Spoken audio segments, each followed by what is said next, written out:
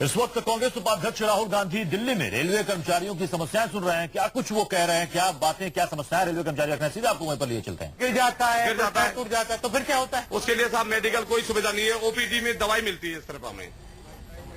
Private जो साहब वो रेलवे में भी जाते हैं, जो दूर पड़ जाता है, पीलीकोटी जाते हैं, और यहाँ भी ओपीडी में दवाई मिल जाती है। दवाइयों से कोई इलाज नहीं हो पाता है। जैसे आपसे भी ये भी अनुरोध करते हैं कि हमें पूरा मेडिकल सुविधा दी जाए, हमारे बच्चों का और हमारा भी। और जैसे कोई पुलिस दुर्घटना हो जाती है उसके लिए कोई बेनिफिट नहीं मिलता है, कोई पैसे नहीं मिलते हैं हमें। जैसे यहाँ से लाश को ले जाते हैं साहब गांव के लिए दम साहब करने के लिए, उसके कोई पैसा नहीं मिलते है हमें, जो वो भी हमें दिया जाए।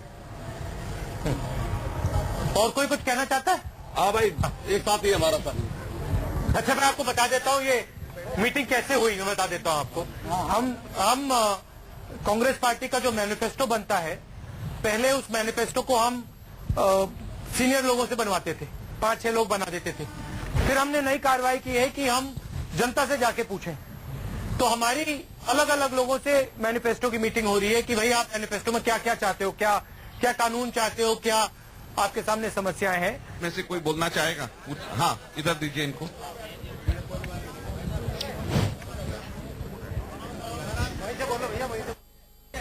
रेलवे कर्मचारी एवं समस्त लाल वर्दीधारी सभी राहुल गांधी जी का मैं बहुत सह दिल से स्थलकार करता हूं और कामना करता हूं कि आज हमारे सामने राहुल गांधी जैसी प्रतिमा सामने दिख रही है। मैं इनका बहुत आभार प्रकट करता हूं। दोस्तों, जब से रेलवे के अंदर कुली उत्पत्ति हुई है, तब से कुली की कोई क्षमा नहीं रही है, क्योंकि कुली सबसे पहले रेलवे स्टेशन को चलाने के लिए यात्री और कुली का पहला संबंध है। यात्री के पहले कुली से संबंध पड़ता है, बाद में रेलवे से, टिकट से और किसी से पड़ता है। कुली यहाँ से या तो ना होकर चला जाता है, या पैरों से लाचार होकर चला जाता है, या रेलवे के गाड़ी के डीजल याद पर काम आ जाता है, लेकिन कुली के लिए कोई हमदर्दी नहीं हुई। जब से रेलवे की उत्पत्ति हुई है तभी से कुली का प्रचलन चालू हुआ है, लेकिन कुली के बारे में अब तक किसी ने भी ना भत्ता मिला है, ना किसी तरह की कोई सहायता मिली है, ना ही रिटायरमेंट ही मिली है। कुली जैसे आता है वैसा ही चला जाता है। फिर मैं एक बार दोहराता हूं, राहुल गांधी जी से मैं बहुत अनुरोध करके वो कहता हूं कि सही मायने में कुली यहाँ आता है तो आना होके जाता है सत्य, और या पैरों से लाचार होके जाता है, या रेल की पटरी के नीचे होके जाता है। मैं सत्य इसको बिल्कुल सभी लाल वर्दीधारियों के सामने कह रहा हूं। एक दूसरी बात, कुली का और यात्री का कितना संबंध है कि कुली यात्री के साथ इतना अच्छा वार्तालाप करता है। कैसा कि कुली पैसेंजर कुली से पूछता है कि वेटिंग रूम कहाँ है, क्लब रूम कहाँ है, यात्री घर कहाँ है जी, कोच कहाँ है। यहाँ तक है कि अगर कोई भूखा भी आ जाता है तो 10-10 रुपए उगा के उसको खाना भी खिलाता है पैसेंजर को। कुली का सहयोग कई दुनिया में नहीं है। और साहब, इसलिए उनका कैसे होता है? अच्छा होता है? नहीं, पैसेंजर का हाँ। कोई पैसेंजर अच्छा भी आता है, कोई पैसेंजर ऐसा भी आता है कि जो साहब ज्यादा अच्छे आते हैं, ज्यादा ऐसे आते हैं। ये हमारे ऊपर डिपेंड है। सर और श्रीमान जी कह करके अपना बिल्कुल उनके साथ वार्तालाप हम अच्छा करते हैं, वो करें चाहे नहीं करें, लेकिन हमारा कर्तव्य सर और श्रीमान और बाबूजी कह करके उनका वार्तालाप अच्छा करते हैं हम। और आपको जी चोट लगी सर, मैं एक बार पुल के सीढ़ियों से फिसल पड़ा साहब, लेकिन मैं अपने घर पर ही जा करके मैंने अपना इलाज किया था। मैं 20 दिन पड़ा रहा साहब, पैर में चोट आ गई थी यहाँ, लेकिन किसी ने सुनवाई नहीं की। करेगा कौन? कौन है? कोई नहीं है, कुलिया का कोई नहीं है। मैं अनुरोध करता हूँ राहुल जी कि इन कुलियों की हमदर्दी के लिए पूरा सहयोग दें। और एक मैं ये बात कहता हूँ, कुली, हर कुली के अंदर एक कुली अपने एक बच्चे का रेलवे के अंदर नौकर बहुत जरूरी होना चाहिए, क्योंकि हम भी काला कोट पहनना चाहते हैं। काला कोट भाइयों, रो कर आवाज कह रहा हूँ, हम भी रेलवे के काला कोट पहनना चाहते हैं। कुली का एक बच्चा रेलवे के अंदर काला कोट पहनना चाहता है, और वो भी एक झोपड़ी में रहना चाहता है। कुली को भी एक बार हाथ जोड़कर प्रार्थना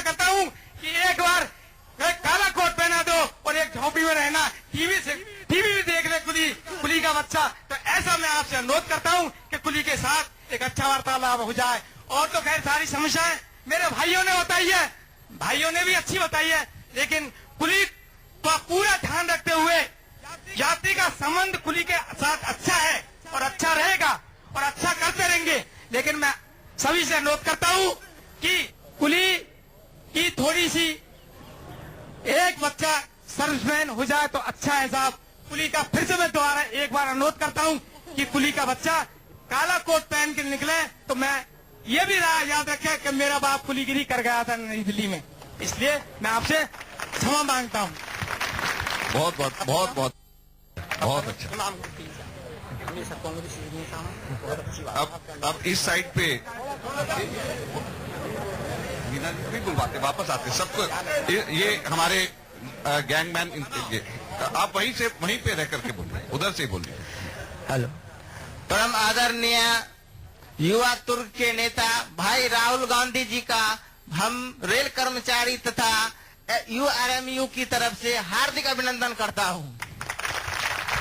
साथ ही साथ अभिभावक तुल्य बीसी शर्मा का भी मैं हार्दिक अभिनंदन करता हूं। मैं चतुर्थ वर्गीय कर्मचारी में एक गैंगमैन पोस्ट होता है जिसको आजकल सुधार के रूप में ट्रैकमैन कहा जाता है।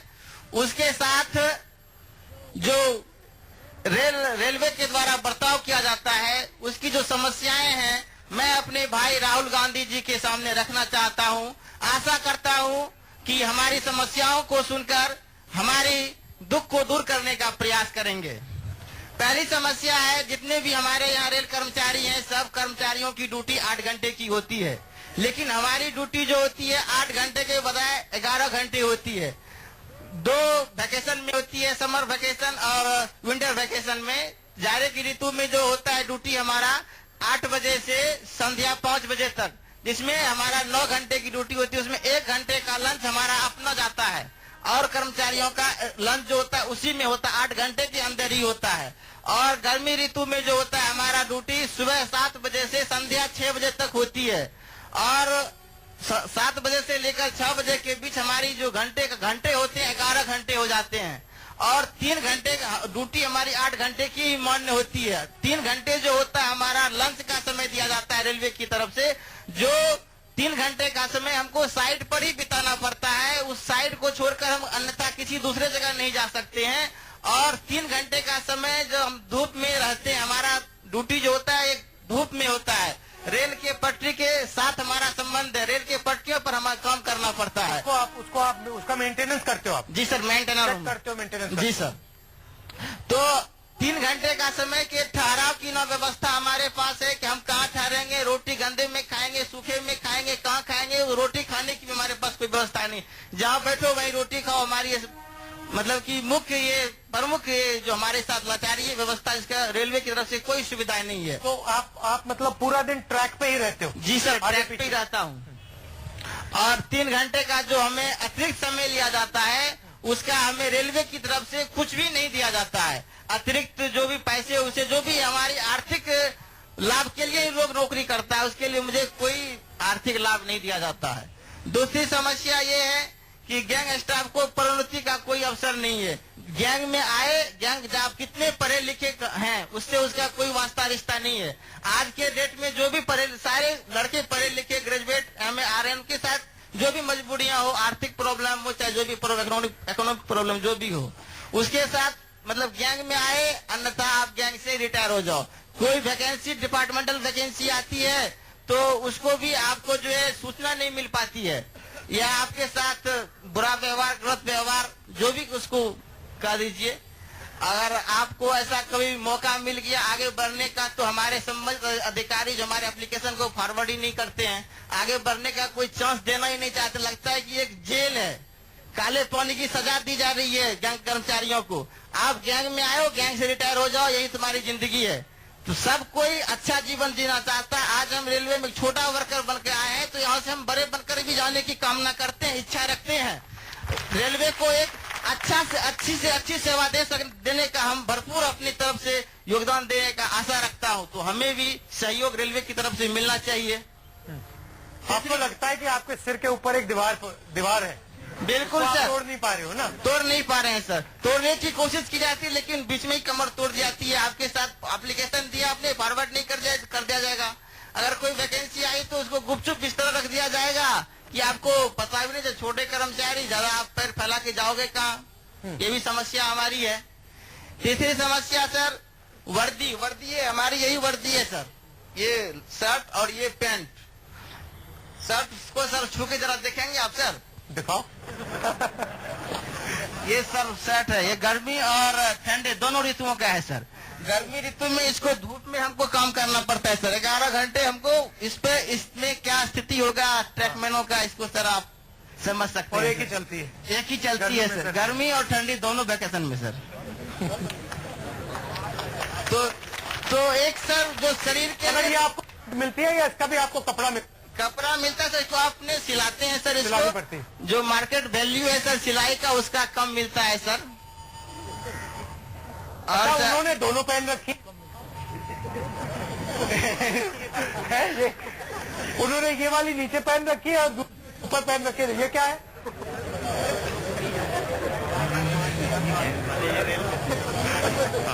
तो सर दूसरी समस्या है सर कि आपको बताया कि लंच का जो समय हमारा होता है, अब सर धूप का वर्षा का मौसम है, उस 3 घंटे के दरमियान या 1 घंटे के दरमियान हम कहीं अब कहाँ विश्राम करेंगे। विश्राम जो 3 घंटे का या हमें जो भी लंच खाने का समय मिलता है सर, उसके लिए कोई गैंग हट या कोई कमरा, कोई रूम की व्यवस्था नहीं जहाँ हम बैठकर अपने आराम से भोजन कर सकें, धूप की छाव से बच सकें सर। ये हमारी समस्या। एक निश्चित दूरी पर गैंग हट या एक कोई भी व्यवस्था किया जाए, एक आसमान के नीचे छत दिया जाए सर, ताकि हम वहाँ सर अपना छिपा सकें, गर्मी वर्षा जो भी है सर। और गैंग स्टाफ का जो जितने भी ग्रुप डी वर्क कर्मचारी हैं हमारे, रेलवे कर्मचारी, चतुर्थ वर्गीय कर्मचारी, उनमें सबसे ज्यादा हार्ड वर्क हमारे इंजीनियरिंग डिपार्टमेंट गैंगमैन कर्मचारियों का है। पहले इनको अन्य कर्मचारियों से 100 रुपया या कितना अधिक मिलता था, मुझे मालूम नहीं सर, जो सच्चाई है वो बता रहा हूँ। पहले मिलता था, अब वो भी बंद कर दिया गया है। तो श्रम के हिसाब से भी कुछ इनको ज्यादा मतलब इकोनॉमिक बेनिफिट मिलना चाहिए। अच्छा, मैं आपसे एक सवाल पूछ सकता जी सर बिल्कुल। आजकल हिंदुस्तान में मनरेगा है, जी सर। मतलब रोजगार का अधिकार। जी सर। कोई भी मतलब 100 दिन का रोजगार मांग सकता है, उसको वो अधिकार मिलता है। जी सर। जी सर। राइट टू इन्फॉर्मेशन है, जी। RTI, जी। उससे सूचना का अधिकार मिलता है। जी। भोजन का अधिकार है, जी। उससे भोजन का अधिकार मिलता है। जी। आप लोगों को क्या अधिकार मिलता है? हमारे पास तो सर जहाँ जिस स्थिति में मैं अभी खड़ा हूँ, 4 किलो उठाते हो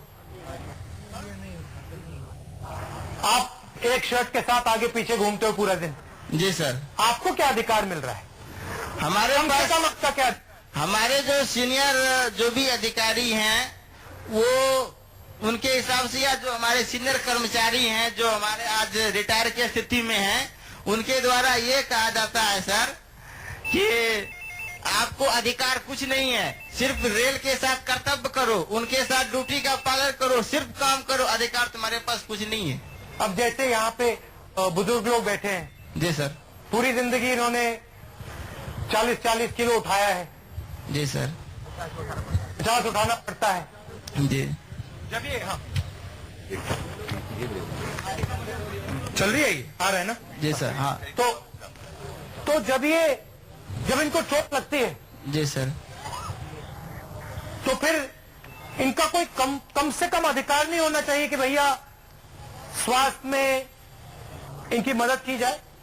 बिल्कुल की जानी चाहिए कम से सर। कम तो होना चाहिए कि भाई। जी सर।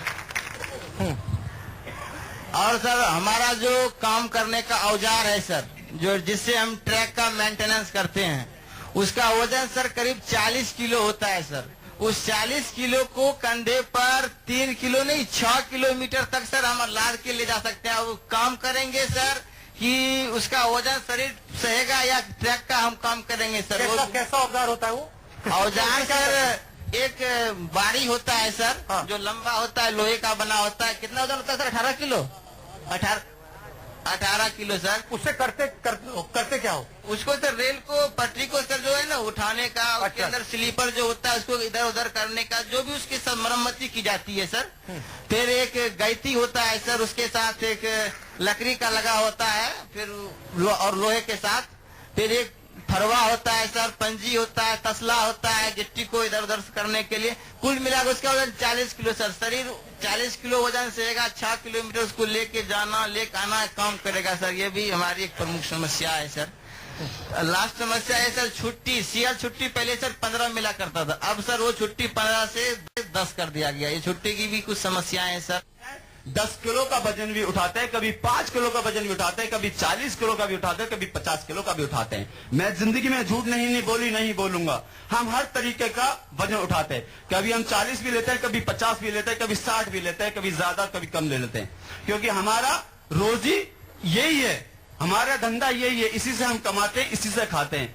तो अगर हमारी रेट बढ़कर के कुछ ज्यादा हो जाए तो शायद मुझे उम्मीद है कि हमारे बच्चे भी, आज हम हकीकत में देखा जाए तो हिंदुस्तान के टॉप लोग जो हैं, अमीर लोग जो हैं, उनके उसी की पूछते हैं लोग। हम अपने कॉलेज अच्छे स्कूलों में अपना बच्चों का दाखिला नहीं करा सकते, क्योंकि हमारे पास या तो इतने ही पैसे कमाते हैं, ना तो हमको घर मिलता है, ना ही हमको कोई और फैसिलिटी मिलती है साहब, जिससे हमारे हर चीज, हमको खाना पीना, हमको रहना, हमको क्वार्टर किराए की लेनी पड़ती, जो यहाँ 4 से 5 हजार रुपए महीने का किराया देना पड़ता है, वो भी हम ही देते हैं। खाना पीना भी हम हमारा ही है। अगर रेल में हम जाएंगे, 2 महीने का पास खत्म हो गया, उसके बाद में टीटी हमारा क्या हाल करते हैं, बाबूजी उनसे भी कहते हैं। तो बाबूजी तो हमारे घर से लेकर चालू ही हो जाता है, और यहाँ तक भी हम बाबूजी के घर के आते हैं।